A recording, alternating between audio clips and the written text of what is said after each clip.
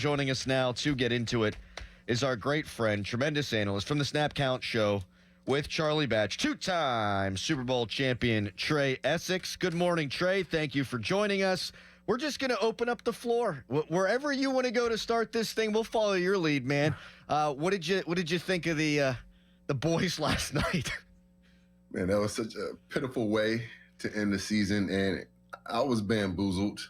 I was fooled into thinking that this ragtag group of guys held together by duct tape and putty would find a way to get into the fourth quarter in a one-score game, and the mystique of Aaron Rodgers would somehow pull it out, or a Chris Boswell kick to redeem himself from mixing that extra point and putting us all on pins and needles last week.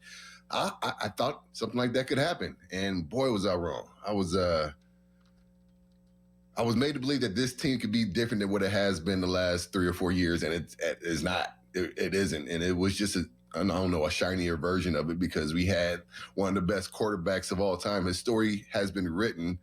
He's a top 5 quarterback of all time, and I think everybody just kind of thought that somehow, some way, some parallels of the 2005 team, A-Rod was the last person we went against in the Super Bowl, some kind of magic would happen, and it just wasn't there. And we are who we thought we were.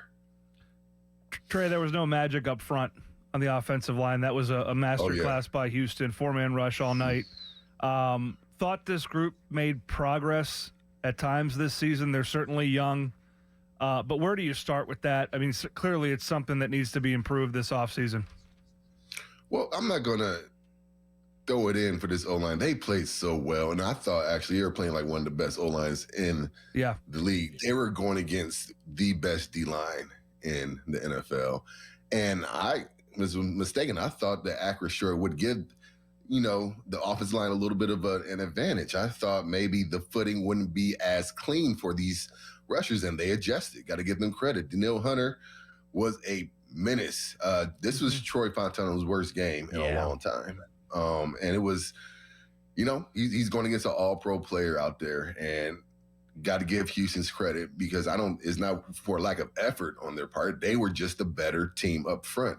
And I don't think our play calling did us any favors. I think we ended up running the ball 18 times. And that's the most disheartening thing because we start out the game running inside zone. And I went into this game knowing that is where we need to attack the Houston's defense is in the middle, in the front. It's where they're softest and it's where they're weakest. And you need to attack where they're weakest. It just seems like a simple 2 + 2 = 4 type of equation. And we started that way and then went away from it completely.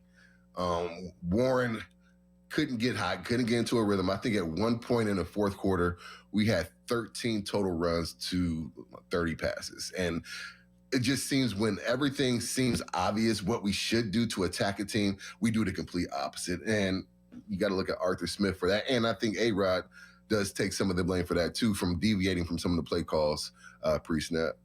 Trai Essex from the Snap Count Show with Charlie Batch joining us here in the Fan Morning Show, two-time Super Bowl champion, played for Bill Cowher and Mike Tomlin. And this is a tough question to ask because I know you respect Mike Tomlin. I respect Mike Tomlin. But that was the largest home playoff loss in franchise history. That was actually the biggest margin of defeat in this 7-game losing streak. Over the last 3 playoff games, Steelers have given up a combined 642 rushing yards.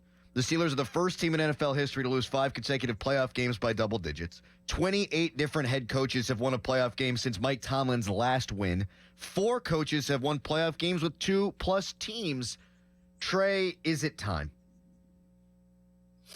I mean, when you read off all those stats, how can you deny it? Yeah. It's one of the things that he used to tell us, and I'm sure he still uses it, your resume is your resume. And his resume has been in Steelers terms, and people think we're, entitled as fans, but we have set a standard being the winningest Super Bowl team in NFL history, and there's a standard to be set. And just because you win a certain amount of games doesn't mean it's being met, and it has not been met. We haven't been a competitive team in, 8, 9, 10 years. Yep. Longer than my son, Jordy, has been born. He hasn't seen a playoff win. And he's going into 4th grade next year. And so, that's not the standard. And any other coach in any other franchise would have been long gone right now. And you just got to look at that and just be like, it is what it is. I love Coach T, but maybe for both benefits, it might be time to see what other scenarios, how they work out for us, because there are a lot of coaching vacancies out there now. Granted, is it the grass always going to be greener? No, not necessarily, but you have to try. You can't be scared to go out there and do something different, because what is happening now, it's not working. The fan base is pissed off. You can hear it. And something needs to happen. Something big needs to happen. And I think it might be a separation of Coach Tomlin and the Steelers. Trey, what do you think of Houston's offensive effort? It seems like they kind of employed the game plan that Pittsburgh should have. Ran the ball downhill at Pittsburgh, moved them up front. Do you expect to see them win that battle the way they did early in the game?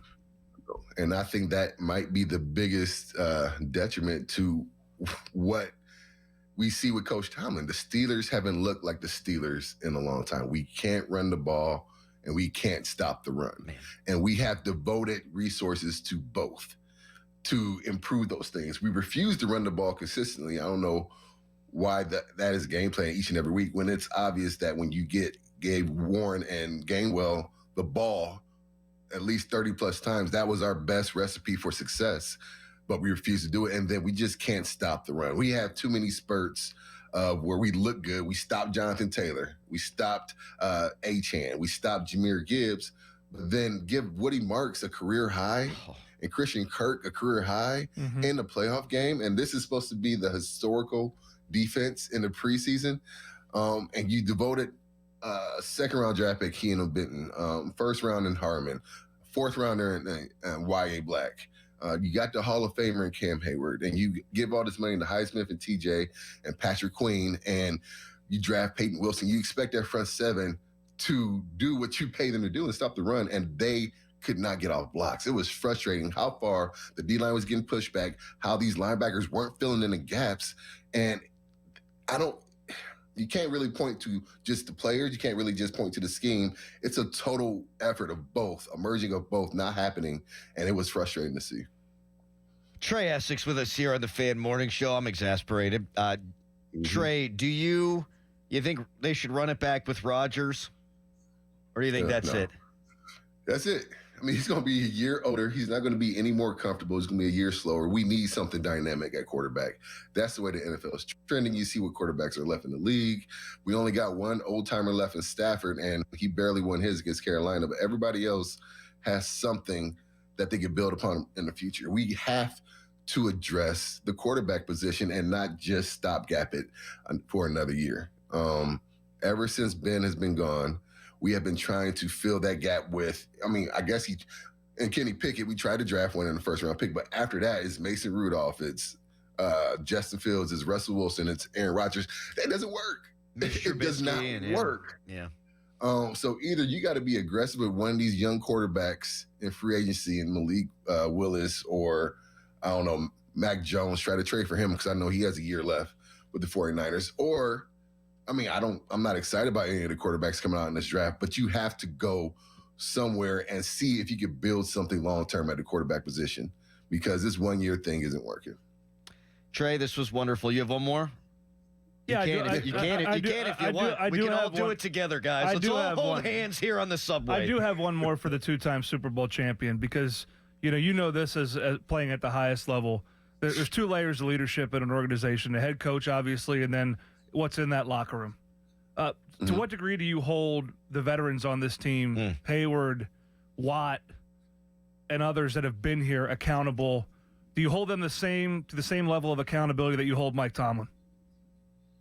No, I don't, because those two specifically, I know they put it all out there. Yep. And they've been doing it for a very, very long time. And they can't help that this offense hasn't been not top 10, not top 15, not even a top 20 offense since the majority of their career. They have not had a top 20 offense, which is crazy to me.